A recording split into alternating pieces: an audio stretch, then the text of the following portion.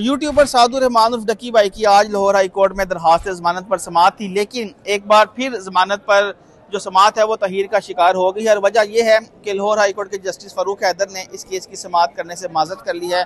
मेरे साथ वकील फयाज रामे साहब मौजूद हैं जो कि कोर्ट में मौजूद थे, डकी की फैमिली के साथ मौजूद थे। हम इनसे जानेंगे कि आज अदालत में हुआ क्या। फयाज भाई अस्सलाम वालेकुम। वालेकुम अस्सलाम। फयाज भाई, आज तो सारे पूरी उम्मीद थे कि आज कोई ना कोई फैसला हो जाएगा, लेकिन क्या हुआ अदालत में? देखिए, आज बड़ा तकरीबन 11:30 बजे के करीब ऑनरेबल कोर्ट जो है उसने इस केस को सुना और साथ की फैमिली, उसके भाई ज़िया, उनकी मिसेस अरूर और उनकी वालदा भी अदालत में आई हुई थी और उनका भाई भी आज छोटा, बल्कि आज पूरी फैमिली थी। हाँ, डक्की का जो सबसे छोटा भाई है मुनीब, वो भी अदालत में पहली मरतबा वो आया शायद नहीं, एक दफ़ा पहले भी आया डिस्ट्रिक्ट कोर्ट में बेल की हियरिंग के हवाले से। फर्स्ट टाइम हाई कोर्ट में आज वो भी आया हुआ था और जब अदालत में पेश हुए तो तमाम जो लीगल फार्मेलिटीज़ होती हैं वो पूरी थी। जैसा कि इन्वेस्टिगेशन ऑफिसर पुलिस फाइल के साथ जो इस केस का रिकॉर्ड है उसके साथ अदालत में मौजूद था। लर्नड लॉ ऑफिसर जो है प्रोसिक्यूटर, वो भी अदालत में मौजूद थे। जो डक्की की लीगल टीम है चदर साहब, वो भी अदालत में मौजूद थे।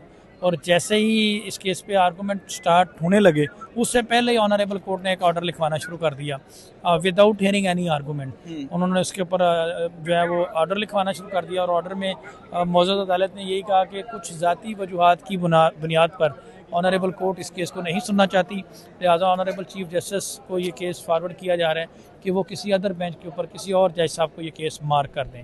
अब इस पे जब हम बाहर निकले तो डक्की की फैमिली जो है वो काफ़ी ज़्यादा परेशान हुई। नहीं, इससे पहले जो डक्की के वकील थे उन्होंने कोर्ट से बड़ा इंसिस्ट किया कि सर आप रिक्वेस्ट करें आज ही इस केस की समाअत, लेकिन उन्होंने कहा कि ऐसा कोई ऑर्डर नहीं पास कर रहे हैं। उन्होंने कहा ये मेरी डोमेन नहीं है। इस पे चदर साहब ने बिल्कुल आप सही कह रहे हैं, रिक्वेस्ट की ऑनरेबल कोर्ट से कि इसको आज ही, क्योंकि आज इन्वेस्टिगेशन ऑफिसर भी आया हुआ है, रिकॉर्ड भी आया हुआ है, सारा लवाजमात पूरे हैं, तो आज ही इसको फिक्स करें हेयरिंग के लिए। उन्होंने कहा ये मेरा प्रेरोगेटिव नहीं है, ये ऑनरेबल चीफ जस्टिस का प्रेरोगेटिव है कि वो किसको मार्क करते हैं और कब करते हैं।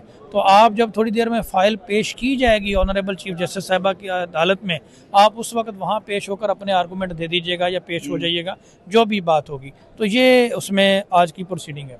अच्छा, ये बताएं कि कब तक ये केस दोबारा समाअत के लिए मुकर्रर हो सकता है और क्या कोई बेंच का भी इल्म है आप में, किसके पास होता है? नहीं, ये तो डिपेंड करता है ऑनरेबल चीफ जस्टिस साहबा के ऊपर या रजिस्ट्रार हाई कोर्ट के ऊपर कि वो किसको मार्क करते हैं।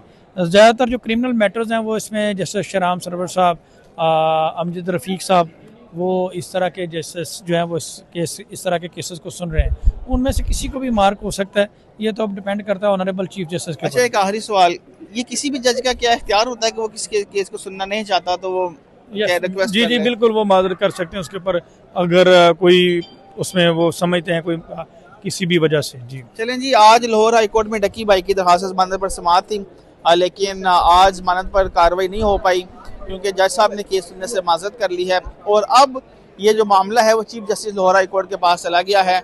वो इस केस की फाइल जो है उनके पास आ जाएगी, उसके बाद वो फैसला करेंगी कि इसमें आगे उन्होंने क्या कार्रवाई करनी है और किस बेंच के पास ये केस जो है वो दोबारा समाअत के लिए मुकर्रर करना है।